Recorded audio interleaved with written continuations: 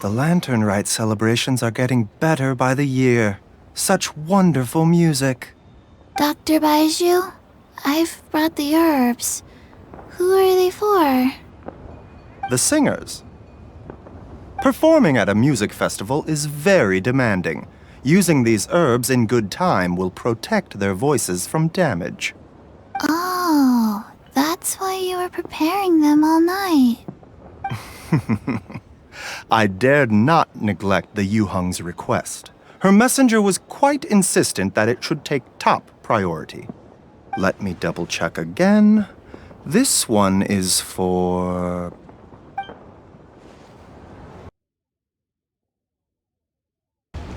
Okay, now I need to get a move on and write my next song. Listen to you. You only just fulfilled one lifetime dream. Are you really thinking about your next goal already?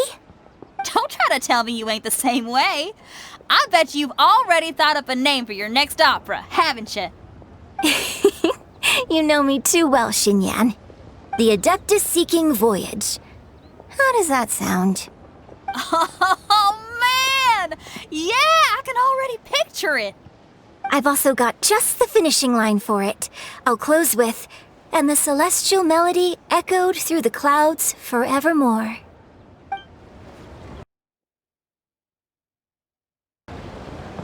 Magnificent! Absolutely magnificent! Yes, when I heard the music coming from up in the clouds, I was so stunned I could barely think or move. I felt like it had a special kind of hold over me. Or maybe it was the adeptal power within the music. And the ensemble at the end was truly sublime. I felt like I would have started to cry if I hadn't been one of the performers on the stage. Well, Lady Ningguang, the Tianquan of the Liyue Qixing, has invited me to visit her again at Yujing Terrace to discuss a long-term collaboration plan. I do hope everything goes well and that we have more opportunities to collaborate in the future. The next time we have another performance, you'll have to come. I will save the best seat for you. Absolutely. I have already given her my thanks in person. This is what she said. "It is only natural to lend a hand when we see someone in distress. The wonderful music you brought to Liyue is worth far more than gratitude." Truly, I felt so honored. But I've also made a decision for myself. I will strive to create even more wonderful, original music for this era. Our era. Absolutely. We couldn't have accomplished all this without you. Please accept my most heartfelt thanks again.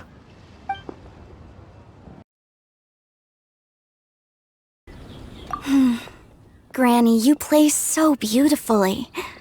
Do you think you could teach me? Oh, child, you simply never stop, do you? This festival is a rare chance to rest and relax. But here you are pestering me to teach you this, that, and the other. Don't worry, Granny. I'm a fast learner. And anyway, the sooner I start learning, the sooner we'll be able to perform a duet together. A musical duo is only as good as its weakest link. So you gotta teach me all your secrets, okay? All right. Well, you can start by making me some more tea and leaving it to cool on the side. Sure, Granny.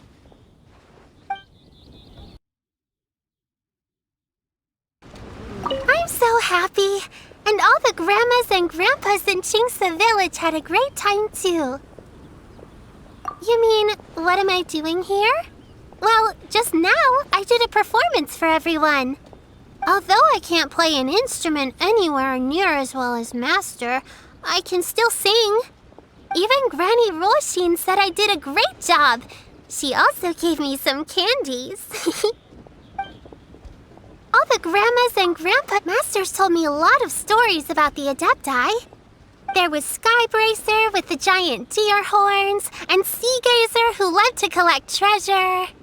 Sometimes Master talks and talks for a long time, until her voice starts to sound sad. But then she always breaks into a smile again, and tells me all of the things each of them loved best about Liyue. I love everything about Liyue. Some of the Adepti are gone now, but it's okay, because I'm gonna help take care of everyone in their stead. Uppy, and all the I'm happy that Mr. Dvorak found the fairy lady from his story. And I'm also happy that it turned out it was Master all along. Also, I helped out this time too, didn't I? So that means I was paying homage to my master? Also, Mr. Dvorak got one of his friends to bring me a toy from Fontaine. I like it a lot.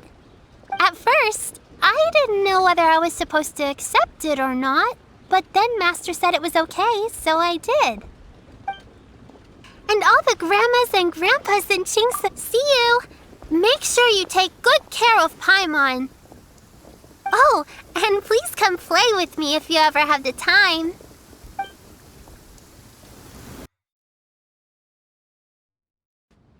The vegetables are fresh, and there are enough wheats and grains stocked up.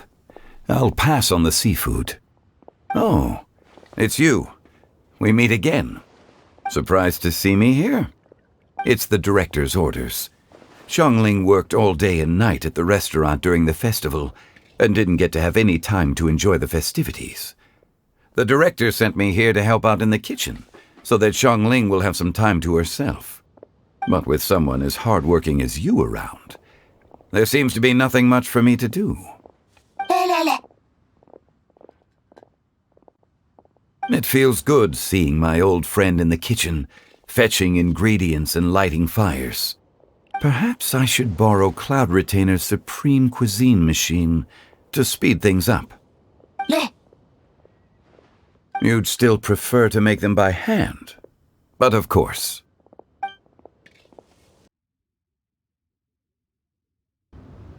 Hey, don't tell me you called me over for just a game of chess. You have to be more specific, Captain Beidou. Is it that you find playing chess an uninteresting activity, or that you're unhappy about my lack of novel ideas? If you don't specify what you mean, how could I know what I should do to please you? Of course. I make a single remark and you reply with a full-blown lecture. Maybe we should deal with all official affairs publicly in the future. It might just make things easier. I'd be perfectly happy with that. I'm just worried that Captain Beidou's business might be negatively affected. Don't give me that. That woman from Yansheng Tea House sometimes comes aboard to ask for information. She requested the fleet to import some goods, but how could I not know who she's actually working for? Oh, you sure know a lot, Captain Beidou. How about I ask her to come over? Or maybe we go straight to her tea house.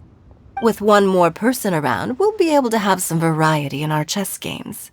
I hope that would be less of a bore to you. So, we're still gonna play chess after all.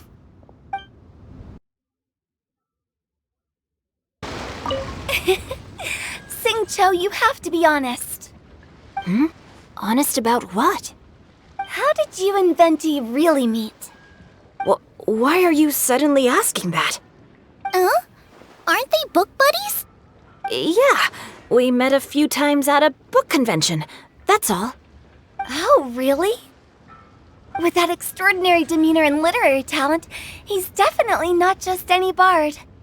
If he's someone that could hold his ground in a conversation with a consultant, he needs to at least be as talented as me.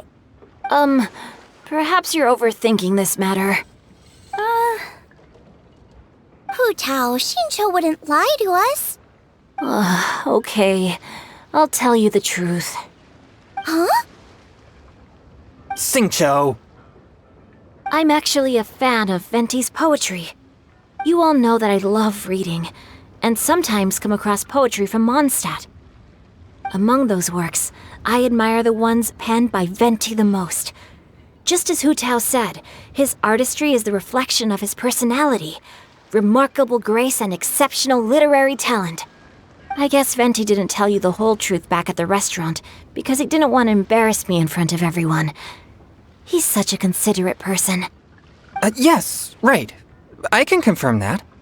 When Xingqiu was busy with other things, He asked me to buy him poetry books in secret. I see. That didn't sound like too much of a big deal. You could have told us right away. Well, I'm telling you now, aren't I? Oh, so that's your story. Forget it. Let's drop this topic. It's not often that the four of us are all together. What should we do next? Hide and seek, hopscotch, or some shopping? Since there's 4 of us, why don't we borrow a mahjong set?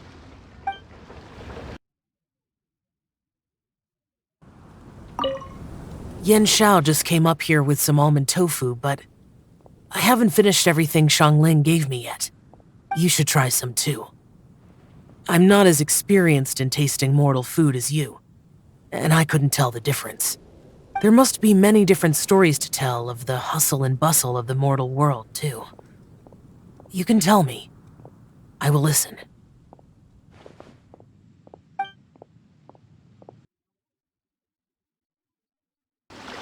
This is such a cool ship! Facing the sea breeze and gazing out at the soaring seagulls, makes me want to sing out loud! Kazuha, how about I stay here and be the ship's resident bard? What are my prospects? With your level of artistic finesse, I'm sure nothing will go wrong. But I'm afraid the sailors aboard are not the most versed in the arts. They probably wouldn't understand the deeper meaning your poetry holds. You can't say that for sure. Poetry is spur-of-the-moment creations. Anyone viewing the same sights and experiencing the same atmosphere would surely understand. There's a port in Mondstadt too, but I rarely get the chance to board any of the ships. Speaking of ships, everything's perfect about this one, except... Kazuha, could you tell your captain that my height says nothing of my age? I'm way past drinking age. How often does one get to enjoy a seafood feast on a ship?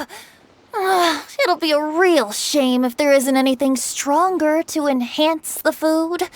Pretty please? There's not much I can do about that. It's not because Captain Beidou's not on the ship right now, but because there's no room for negotiation on this matter. Even I have to sit in the no-drinking zone every time.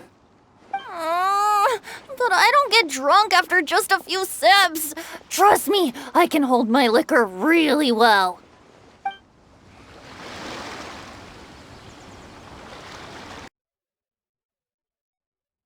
Oh, so you really like concerts, huh? Yeah. I love the atmosphere.